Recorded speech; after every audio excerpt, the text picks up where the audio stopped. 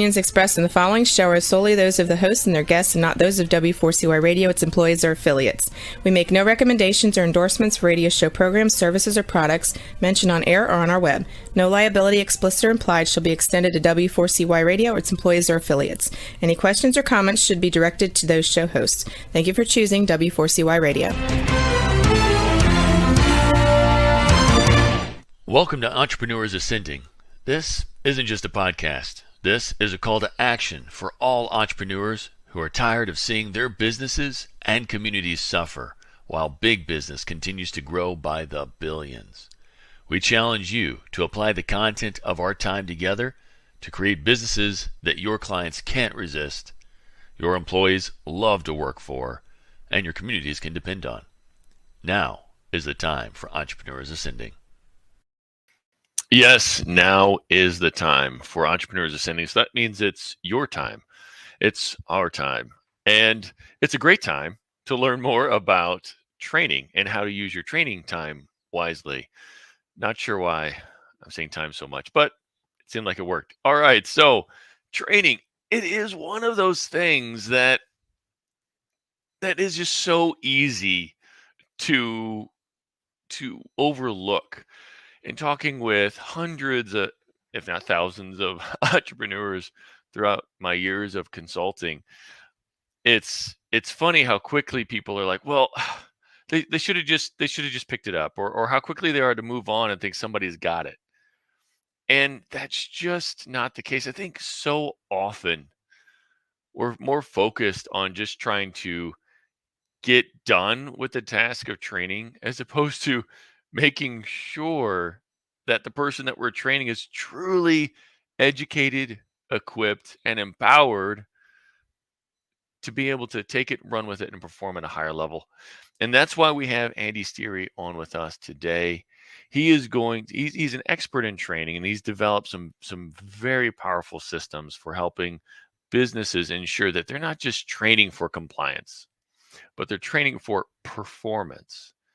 And so after this short break, we're going to introduce Andy, get into his entrepreneurial journey a little bit, and then dig into what is that difference and how do we start helping you apply it in your business so that you can quit saying, oh, gosh, I wish they just had some more common sense, or, oh, my gosh, I told them 1,000,000 times. We got to get past that. All right. It's your responsibility as a leader to make sure that your team gets it. We're going to get into that right after our sponsor time. Have you been suffering from chronic pain, disease, or sleep disorders? Did you know that 75 to 90% of disease is caused by inflammation in the body? The sad truth is, most doctors just treat symptoms rather than finding and fixing root causes of inflammation. If you want to fix your health problems, then finding and fixing the cause of the inflammation is a must. It's time to demand this for your health care and start living life to its fullest again. Book a discovery appointment with the Functional Health Team founder, Dr. Flora, to get your answers ASAP at www.functionalhealthteam.com. All right, and welcome, Andy. Thank you, Matt. Good morning. Good morning. How are you today, sir? I'm doing real well, thank you. Good. You're looking good. Thanks. You too. Yeah, you got a glow about you. So that's it's the coffee. Well, thanks so much for coming on here today. And can you tell the audience a little bit more about your background with training as kind of that focus? Yeah, absolutely. So I think my background with training really started at a very young age. I got to grow up. My parents had 9 kids for whatever reason, and so oftentimes, whatever I would see my parents do was very, very segmented and repeatable.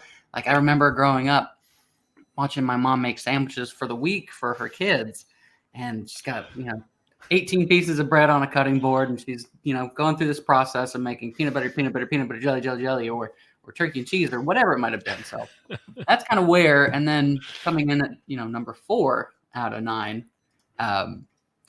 Having the opportunity to help raise my younger brothers and sisters. And now that I've got kids of my own, it's just like I see a lot that was done when I was younger and a lot that I'm implementing now. in my own training / parenting program too. So started at a very young age. And when I got involved, kind of started to work, that's really when, bringing on new hires became kind of a passion of mine, or working with new employees, because, it's always important to set those up for success, set them up for success. Yeah, so that's interesting that perhaps there was a little bit of inspiration of being kind of in the middle there of helping the younger siblings learn and grow and learn the systems that the family has for success. It kind of flowed into some inspiration with helping employees. Yeah, absolutely, it did. So, what's the name of your company? I don't think that we hit upon that. Impact Training Solutions. Right, So, Impact Training Solutions. And where can people find that website? ImpactCTC.com. Impact CT. All right, awesome. Training courses. ImpactCTC.com. Good.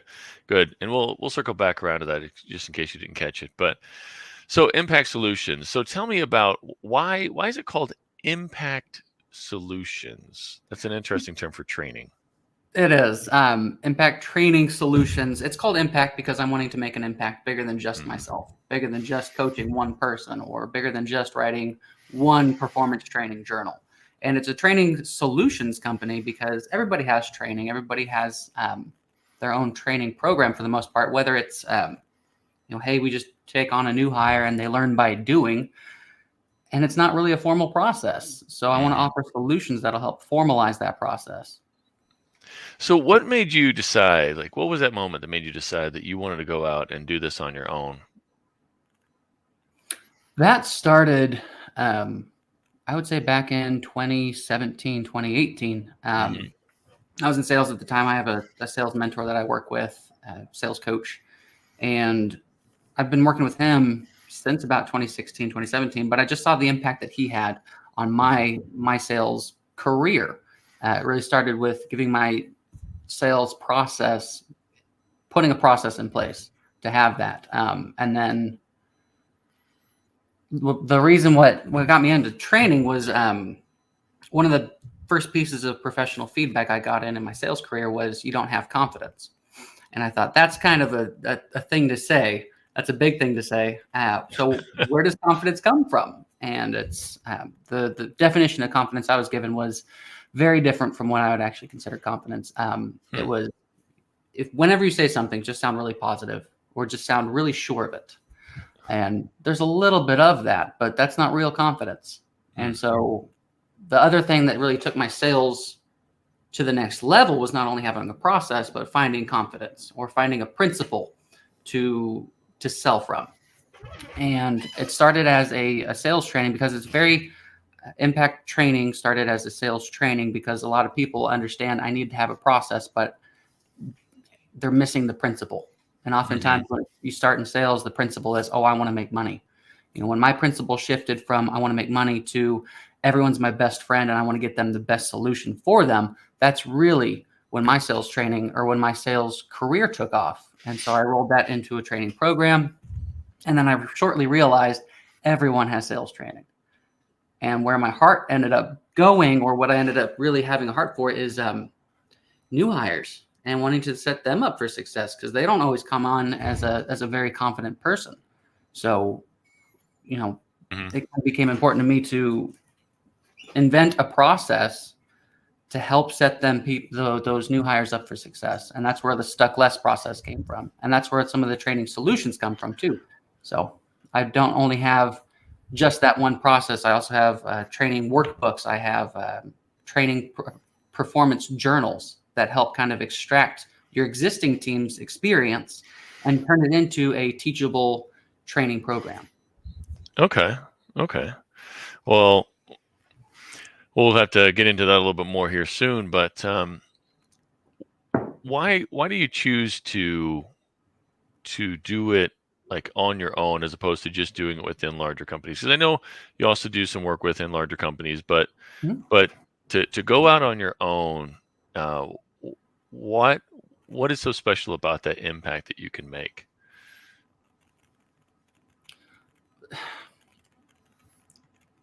I believe the coaching and consulting side of things the entrepreneurial side of things takes to keep it unique and to keep it impactful, to keep it something that, if I'm working with a client and they're struggling in one particular way, I'm not just going to say, well, I'm only limited to helping you with new hire training. I'm also going to help. Let's talk about how we can develop a better feedback program for your new hires, and so really to have the flexibility and to have the freedom to do it the way that I see fit, or the way that just works best for my client. That's why I'm doing it on my own. That's awesome. So it gives you that flexibility and freedom to basically bring what you're passionate about and being able to focus on that, and then being able to improve it. Because it sounds like it kind of comes back to your principle of everybody's your best friend and you want the best solution for them. So I guess it allows you that flexibility to make sure that you're doing it doing it in a way that's best for them. Is that fair to say? That's very fair to say. Yeah, I think that's spot on. Okay. All right. So what really motivates you as you start your day and you think about, that impact? How do you get motivated when you first wake up? Well, sometimes it's my 4-year-old walking in the room and saying, "Hey, it's 5:00. Can we have some snuggle time before getting ready?" But really getting up, wanting to make that impact, realizing that there's so many companies out there, and there's so many new hires, especially during this great, I guess, reshuffle, if you want to call it that. To know that there are people out there who are starting jobs and then getting immediately frustrated, that they're immediately getting disgruntled, and they might spend those first 90 days, instead of really focusing trying to learn their job, they might spend those first 90 days looking for a new job. And that doesn't help anybody's retention numbers. That's not going to help people act as a cohesive team. So that's an impact that I know I can make. So if you're looking back at your career, right, and the defining moments, when was a moment, like a specific moment, when it just struck you that this training is just all wrong? You don't have to give the name of the exact company, but no, I'm you going might to have been working for. No. All right. No, names and email addresses. I actually started phones, addresses, names, pictures, LinkedIn profiles, all that good stuff. Send your hate mail to and glitter bombs too. I had started a job, and it was a very complex job. And I've got primarily a sales and service background, but I started a new job in operations. And it was the process of training for them was, you're going to spend a week doing this, you're going to spend a week doing this, you're going to spend a week doing this. And then you're going to after 4 weeks, you're going to know the job well enough. And I was on a bus ride, and I actually was with one of my fellow employees. And I remember her saying, on the bus ride in, she was hired two weeks before I was, and I was asking her about her training experience. And she says, I know I'm not ready because of this the thing that we covered in the first week. I'm not ready. I don't understand it. I don't feel like I can tell my manager that I'm not ready for it. And I remember thinking, oh man, what? So that's kind of when it all clicked. And I thought, I really need to take this process and flesh it out more. So it was it 4 weeks later and she's still not certain about what was taught? Oh yeah. I mean, it was very much, it was 4 weeks later. It was, okay, you're coming up on the end of your 4 weeks. You better be ready to sink or swim. And, when you have the thought process or that mindset of, we have a set schedule for you. You're not a person. You're not a special project. You're a schedule, and you're going to be done and ready by the end. That creates a lot of pressure in that experience. So if you're thinking about like that moment where you thought that was the worst, or just clicked that something's wrong, what about in juxtaposition of a moment when you're like, wow, this training system is on point or on fleek? Do they still do the kids still say on fleek? I don't. On fleek. In a while, in a hot minute. In a hot minute. So yeah, I've seen that too. I've seen where maybe it's not this official training program, but there's a moment, or there was this really great company where the employees would meet just to have, one-to-many conversations, and it took place at the end of the day. It was an unofficial scheduled, it was an unofficial meeting, but you could still take your questions, take your concerns, take your, the things that you might have noticed throughout the day to this team meeting, and everybody talks about it. And so that was an opportunity, or that was a moment where I thought, yeah, this is really good. There's a lot more coaching going on here for new hires than they think. Wow, that's interesting that it was some sort of like unofficial. That's interesting. So how did that start? Did you ever find out like how that began? I did. When the lady who put this meeting together, when she got hired into the role, she had a manager who said, look, you have 3 questions a day, and if they're good questions, I'll answer them. So she kind of got burned to the point where she just kind of developed this heart for new hires too. So interesting. Okay. But it wasn't necessarily like an official meeting, or was it more of just that was like an open meeting, like, hey, come on in for some Q&A? Yeah, it's an open Q&A meeting type. Okay. Yeah, Okay. absolutely. All right. So looking back and thinking about like where you're at now and the many years of good and the bad trainings, what do you think that you would tell like your 16-year-old self if you got a chance to send a message or sit down and have a conversation? Oh man, it's not you, it's them. That's really what I would have to say. It's, realize that training is one of those things where oftentimes it's, hey, we think that people learn better by doing versus by training. And I think the stat on that is 65% of people learn by doing, which really, if you turn that upside down, what is that? 35% of trainers really know what they're doing, or they understand how to communicate effectively. So, wow. Yeah. Cause I know whenever I'm doing sales training or I mean, cause even in sales, you can look at sales and marketing as kind of an educational process, maybe even kind of training your customers in some ways. But we talk about VAC, visual, auditory, and kinesthetic. So how important is it to include each of these different types of learning styles in a good training system then? Oh, I think you got to mix it up. A lot of people think they're communicating well, and it turns out they might not be. So absolutely, think about the different modalities. I'm really big on that because there's so many different ways of learning. I didn't know for a long, long time that I was actually an auditory learner, which means I really need to focus on what I'm hearing and to take it in that way, to take in information that way. And I think auditory learners make up a very small percentage of learners. Mm-hmm. And so to get these jobs, or to try to watch a process take place, or even try to do it myself, to first of all understand your type of learning, I think that's a key first step. But then also to understand that other people learn different ways.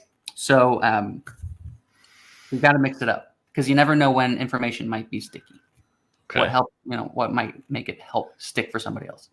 That's a good point. So I wanted to circle back around to what you were talking about, process with principle. Mm-hmm. And that's a really interesting phrase there, process with principle. Can you flesh that out a little bit more about what that means? Process with principle. In my own experience, making sure that you have an effective principle, one that doesn't just say, I'm here to make money. Because everybody's motivation, oftentimes when you first hop into sales, or it's I want to make money. Yeah. And so to have the principle of I'm here to make money, really making sure that, to me, whenever a salesman is talking to me and that's their principle, it just kind of reeks. But then to have the right process, or to have the right principle of everyone's my best friend, that's my principle for me. And that is what I believe makes a great salesperson. So what are your core values? What are your like top 3 core values as an entrepreneur and as a trainer? There's a really good TED Talk a while back, and I believe the gentleman was Ira Wolf. And something that he shared was VUCA, or vision plus understanding plus community equals abundance, which is positive change for all. And so that's a big motivator for me, is realizing first that there is abundance out there.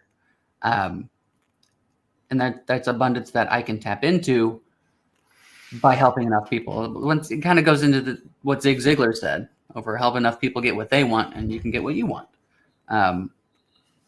So positive change for all is why I'm doing what I'm doing, making that impact. Awesome. All right. Well, I think that there's so much to unpack, to make that impact on the training. I want to go ahead and jump to our sponsorship, or a sponsor message here, and then we're going to come right back and we're going to really start digging into first of all, I think that first question that I'm going to have whenever we come back. So just get ready. You're going to have like 30 seconds to prep. Okay. I know you're already ready for this, but what is that difference between compliance and performance training? So we'll come back and we'll dig into that. Have you been suffering from chronic pain, disease, or sleep disorders? Did you know that 75 to 90% of disease is caused by inflammation in the body? The sad truth is, most doctors just treat symptoms rather than finding and fixing root causes of inflammation. If you want to fix your health problems, then finding and fixing the cause of the inflammation is a must. It's time to demand this for your health care and start living life to its fullest again.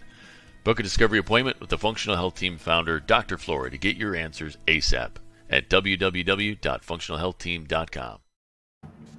All right, and we're back. And in the first section, we were talking a little bit about Andy's journey as an entrepreneur and what drives him.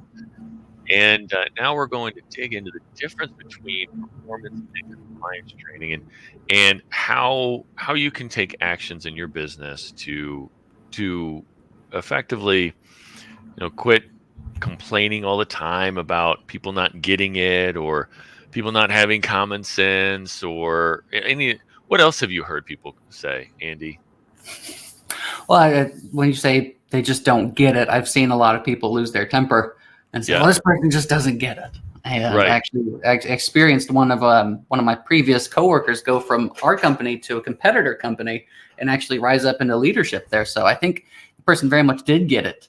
It's just a lot assumed there. Maybe the communication method, or VAC, you're talking about visual, auditory, kinesthetic. The teaching method might not have been right. So yeah. I've heard that a lot working with a lot of entrepreneurs. That complaining about just people not getting it, or I've told them a million times, or oh my gosh, do I have to spell it out for you? Which I'm like, well, you do. You should. Absolutely. Write it down with words. Well, yeah, and I think the biggest they don't get it is, when it comes time to train a new hire, even to try to coach somebody else, you're not considering all the information that goes into making a decision. Yeah. And so you're not training people how to make decisions. You're just directing them to make a decision. And you say, okay, well, this is what's happening. I remember very clearly one of my coworkers in a previous job was asking this question over, hey, this. It was over. It was in operations, and a smart kid.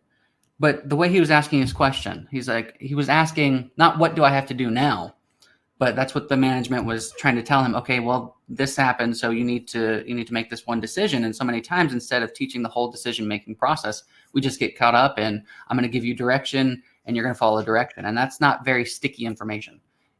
That's not explaining the why behind the why, or even the why. It's just, A happens, so you have to B.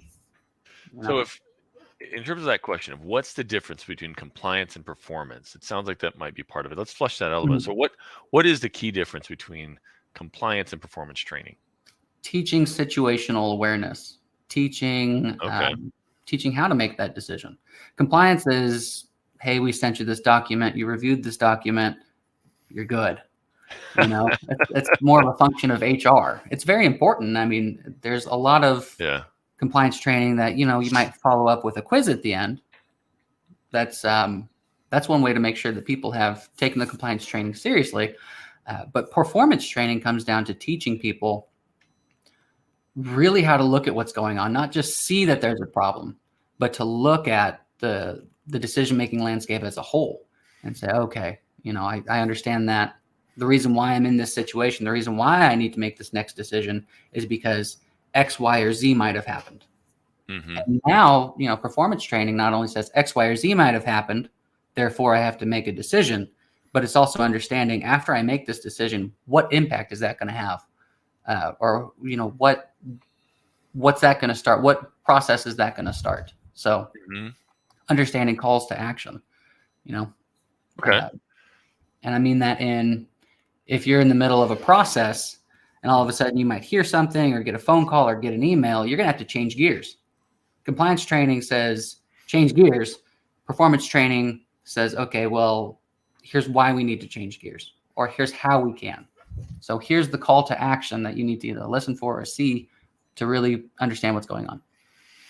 So as America kind of continues to progress towards the culture, the millennial culture, and it seems like people ask more questions and they want to know more of the why. Is that fair to say that's kind of expanding, where people are kind of demanding that more? Yeah, I mean, I think people are demanding it more. I just don't think they're demanding it the right way or asking the right questions. Interesting. Okay. Tell me more about that. I think the millennial culture is you want to meet them where they are. You want to be able to have that empathy and be able to look at it, because the millennial age gap is what's the upper end there? Is the upper end closer to 40? It's getting pretty close to 40 these days. I think, it's getting up there. So what are the other Gen Z, Gen Z and Gen Yeet, I think. Yeah. Gen Yeet. gotta be Gen Yeet. Yeah, I'm pretty sure my youngest, she's 7, and I hear saying Yeet all the time. But so yeah, it could be Gen Yeet. You could be right. Yeah. Yeah, but consider all the technology changes that have happened since millennials first entered the workforce. We were using fax machines when I got started. Mm-hmm. Now I can't remember the last time I even sent a fax or got one. Right. Right. So even though it's one generation, you got to consider all the different changes that have happened. It's one of those things that I hear people complain about, that I just give them a paycheck. They just need to do what they're told.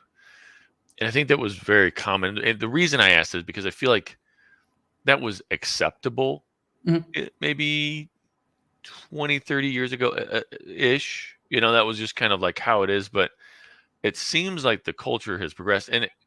And there's other cultures in the world where it's not as expected to tell me the why, or it's maybe even rude to say, okay, tell me why, help me understand that. Right? Help me understand.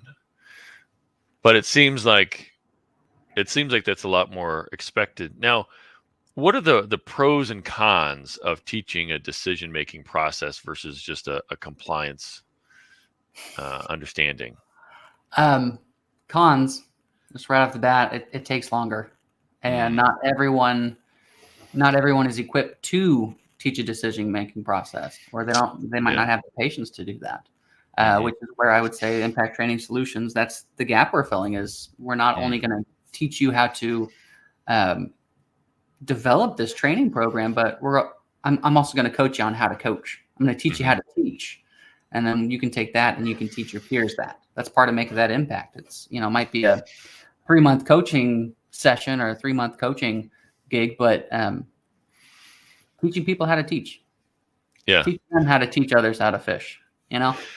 Yeah, I've definitely worked with folks myself as well that they don't necessarily know how to teach. I see a lot of entrepreneurs, small business owners who are kind of like on that disc, that more dominant personality, more task oriented, more kind of bottom line oriented, who are just kind of like, they kind of want to keep moving. Yeah.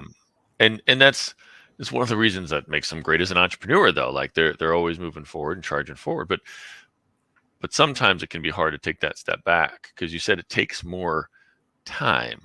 Mhm. What are the benefits, though, of taking that time and teaching them? How does that typically play out as a win-win scenario for a company? Well, when you're actually taking that time, I think the pro is also the flip side of that con is that as you're taking the time to really explain, to really teach, to really adapt what you're saying to that new hire, the information is going to stick better. And so even though you're spending more time, ultimately you're going to spend less time. Yeah. I think it's on average, people take about 9 months to a year to get acclimated to a job. If you can take the time early on, and if you can reevaluate how you're training, then you could shave 2-3 months off. I think that's very reasonable. I think even shaving a month off of that to having somebody who's fully competent in their job a month earlier, that's extremely valuable. Oh, absolutely. Absolutely. So, and some of this plays in, I think, into kind of the way that the brain learns and works, right? It's not kind of just like a computer where you move a file into a, and drop that file and now all that Matrix, information's there. It's our brain works in associations, right? So if we can, how does that the way that our brain works in terms of association, how does that fit in with this idea of teaching the decision-making process? Did I ask that in a good way? Well, I think it's definitely an interesting way of asking it. Associations. So there's a couple of really great. I'm blanking.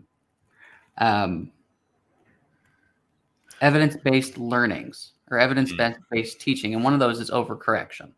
So what people have found is that if you issue a test before you even teach anybody the material, the brain will remember the right answers better. Think about, learning somebody's name. You're going to really flub somebody's name once.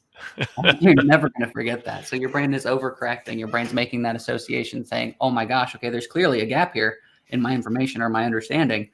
And, being able to associate the right information or fill that gap in, being aware of the gap is going to help you fill that gap better. Absolutely. Yeah. And the way that I think the decision-making process, and maybe we can dig into that decision-making process here in a second, but whenever you can, I think, connect those dots between the whys, the causes or the situations, so that people can kind of really recognize that, because you said situational awareness. So, when you walk in the room, being able to recognize and make those connections between some of the indicators that you have to, take this action is, and being able to absorb it. Is that kind of how that kind of comes into play? Well, I think, yes, but before situational awareness, I think there needs to be clear expectations. And that's kind of one of the things that you go from compliance training to performance training, really setting expectations and saying, this is your responsibility. So when it comes to performance, 7 habits of highly effective people, habit number 2 is start with the end in mind. So as you're coaching performance, start with the end in mind. If you're training for an operations position, what is the product you're producing? It's good information.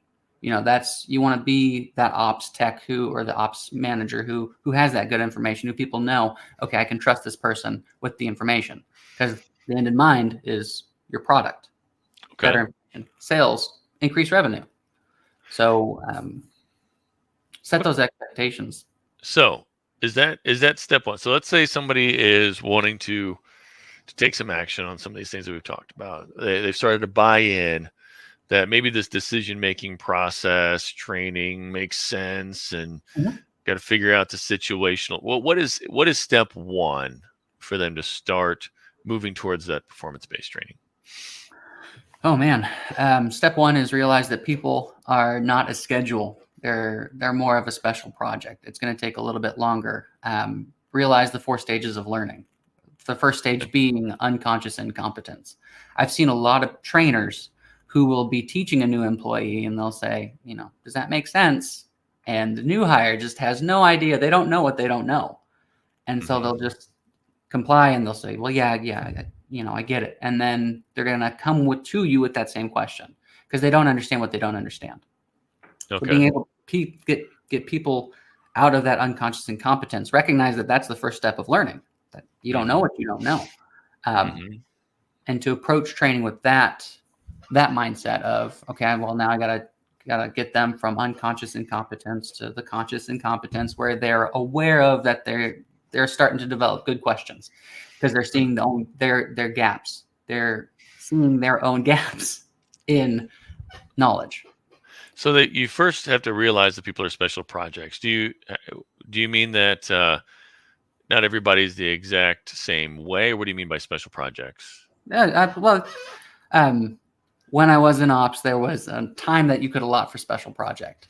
And that was kind of the one-off unique moments where you might be working on a specific daily task, and then you need to change gears to the special project. And so that's just one of those things that kind of, that just stuck with me, Okay.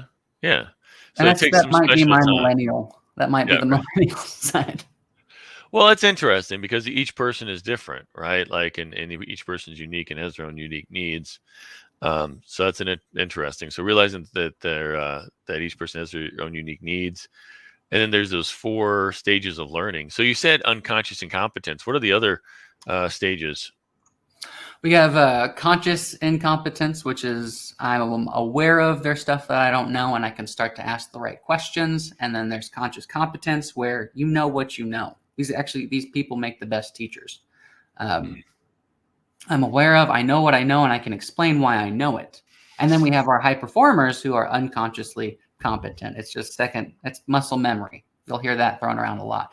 And these people make very good employees. They're great performers, but to get them to be able to slow down their thought process to explain to a new hire, okay, this is why I'm doing what I'm doing. It's very difficult to get them out of that thought process without them being aware of it.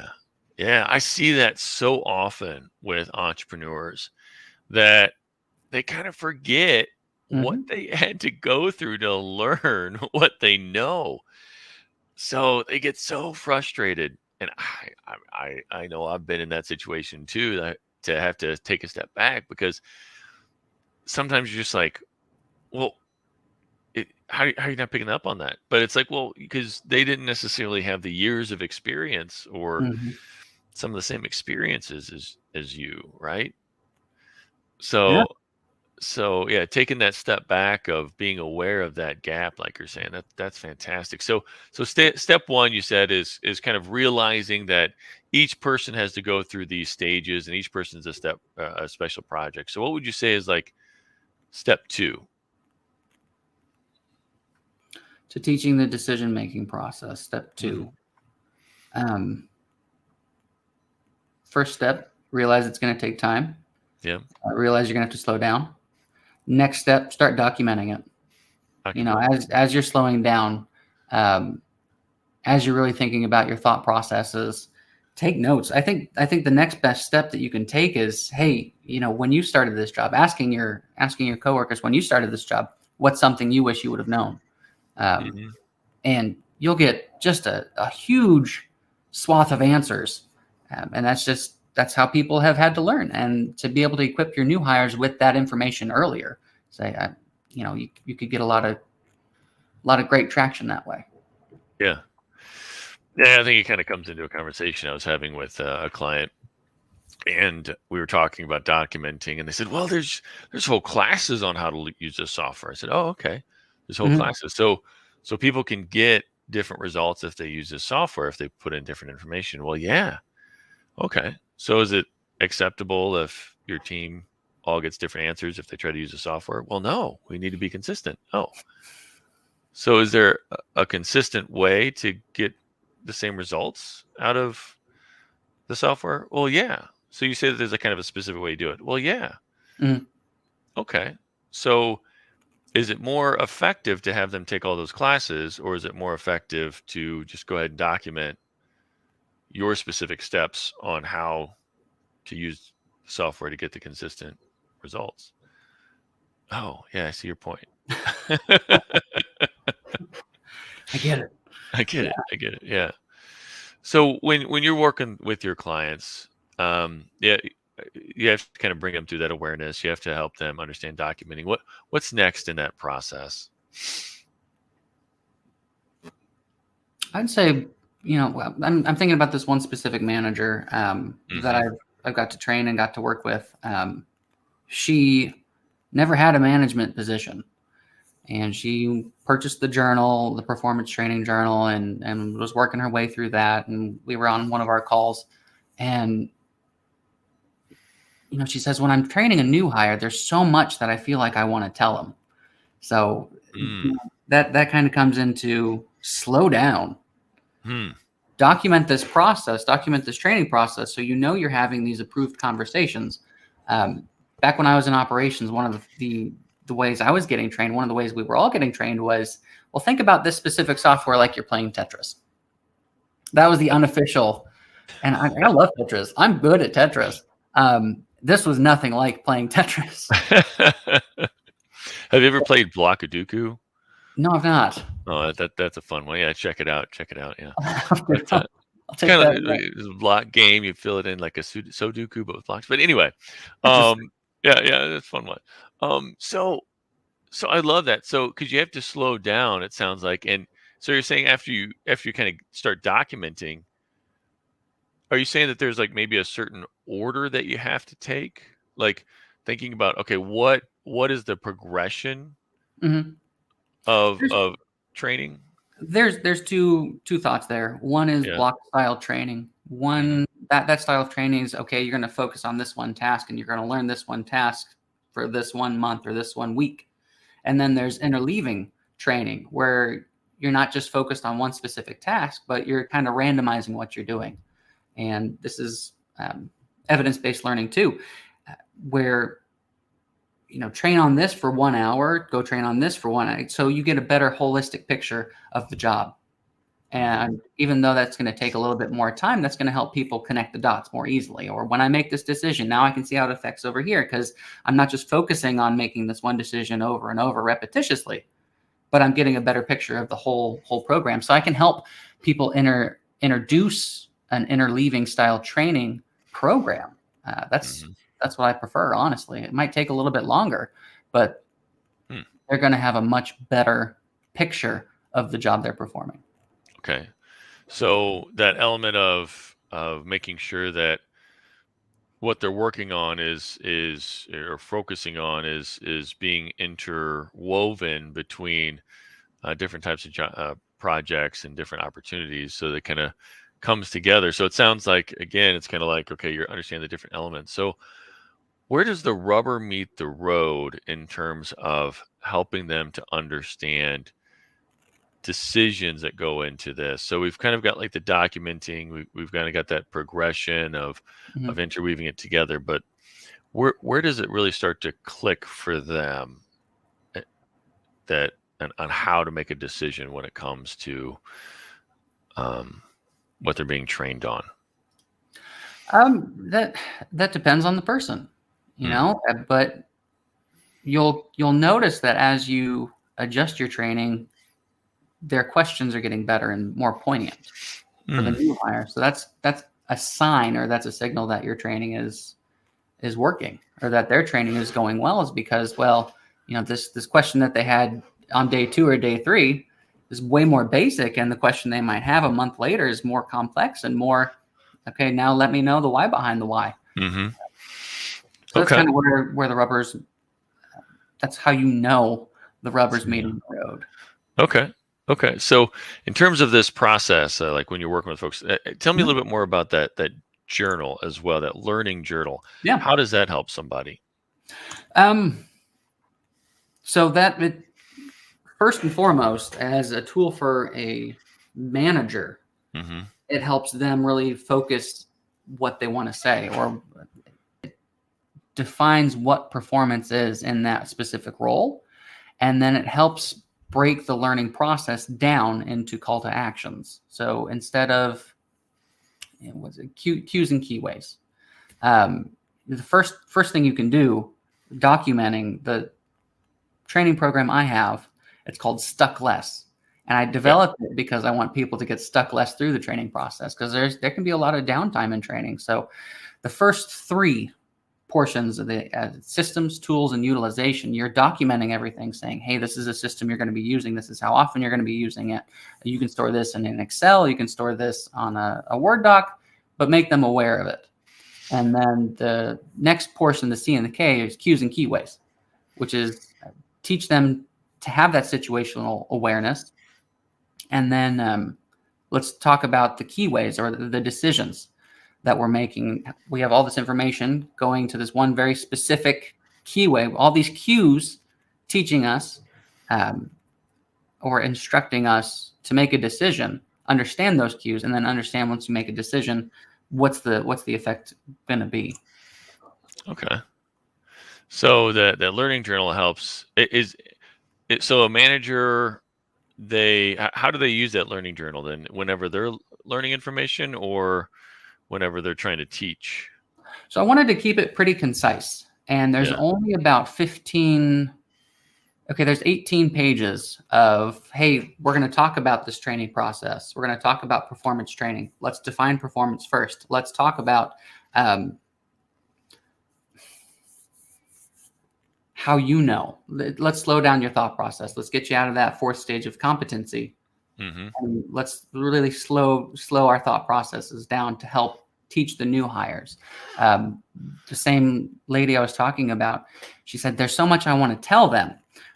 But with this journal, I realized that I really can narrow down what we have to talk about in 1 or 2 bullet points versus, okay, I'm overwhelmed with what to tell you, so let's not have that conversation. So the journal helps. Yeah.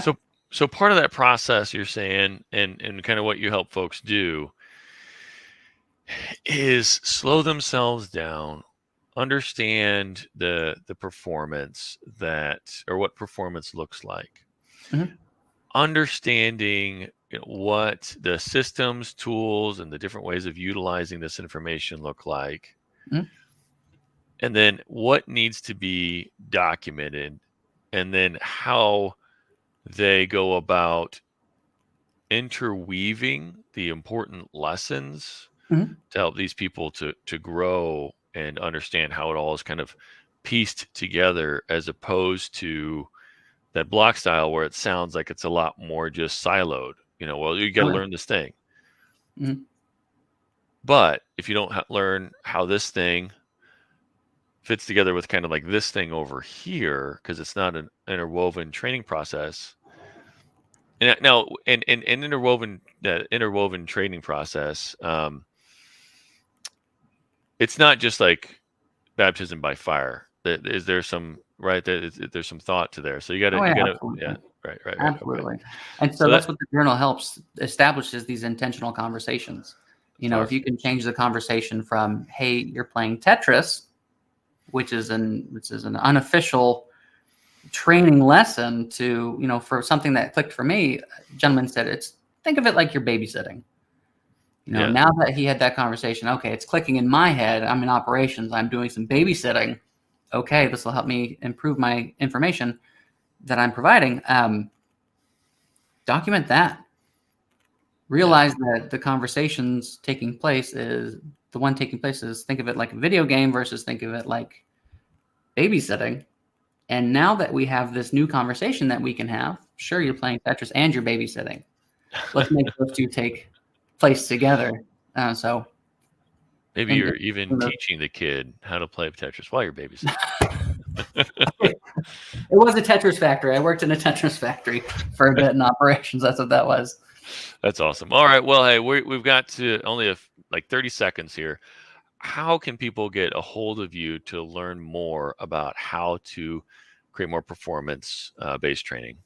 So reach out, impactctc.com, or email me at at impactctc.com. And let's set up a time to talk and kind of get an understanding of what your company is doing, what your training process is like. Let's see how we can help formalize it, make it repeatable, and make it effective. Awesome. Well, thank you, Andy. I appreciate your nuggets today and your wisdom and your help for all the entrepreneurs who are ascending out there. Thank you, Matt. Thank you for being with us today. But now is the time to put what we talked about into practice. Remember, your family, employees, and community are depending on you to rise up and win. The great news is you're not alone. You're part of a resurgence of entrepreneurs who are ready to take their business, life, and impact to the next level, and we're going to do it together.